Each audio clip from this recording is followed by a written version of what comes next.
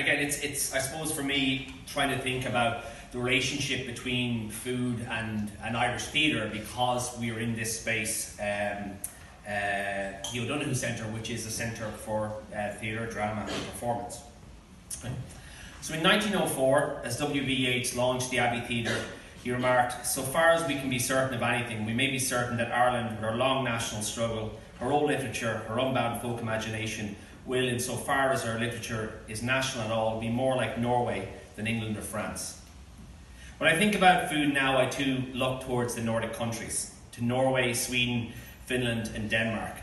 I often think what would have happened if W.B. Yeats had been a chef, and 100 years ago he had launched an Irish food movement instead of a theatrical movement.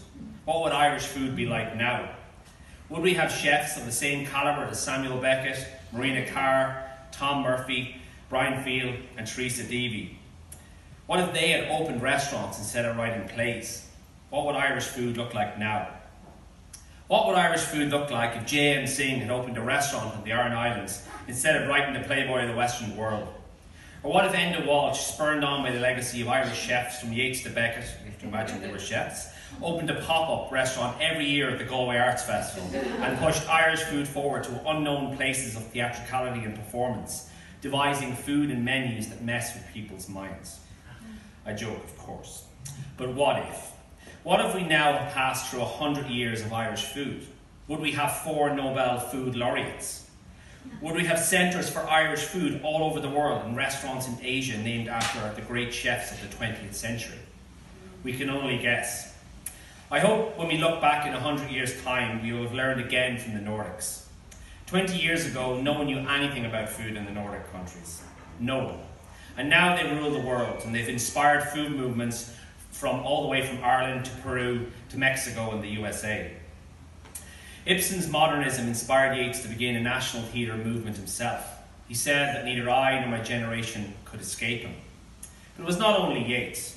The first performances of the Irish Livery Theatre included Edward Martin's play The Heatherfield. They knew the Nordics could help them transform their country into a place to think and live. With regards to food, I feel the same pressure, but now it is not Ibsen, it is other Nordics. René Redzepi, Matt Orlando and Christian Puglisi have inspired me to transform the Irish food culture. They have shown through leadership we can change the way we think about food. Fintan O'Toole wrote that Ibsen became the spiritual godfather to the Irish Livery movement by showing how a great writer could invent a modern nationality. I hope the chefs that speak to us at Food on the Edge show us how we can invent a modern food identity rooted in community and our past traditions and heritage. I hope, like the way Ibsen inspired Yeats, we can learn from others to transform our culture and identity.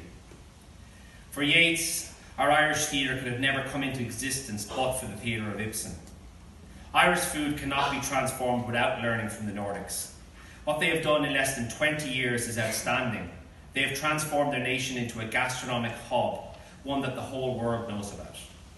We are at a crossroads. We have a choice in Ireland. We can follow their lead and wrap food around our identity and secure our place in global food history, or we can turn our backs on food and reject its pivotal position in our society. The choice is ours. As Christian Puglisi said to me only 2 days ago, we have nothing that you don't have. So the choice is ours. I hope in 100 years' time, food heroes of the future will look back at this small moment in Irish history and say Food on the Edge was the beginning of Ireland's becoming a gastronomic capital in world food culture. Let us live in hope. Let us hope we choose food for the health and wellness of our society, for our children, and for the future. Food is the single most important thing in the world. We all have to eat. It is only then we can work and play. It is only then we can enjoy the drama of Yeats and Ibsen and realise that theatre, like food, changes everything. Thank you.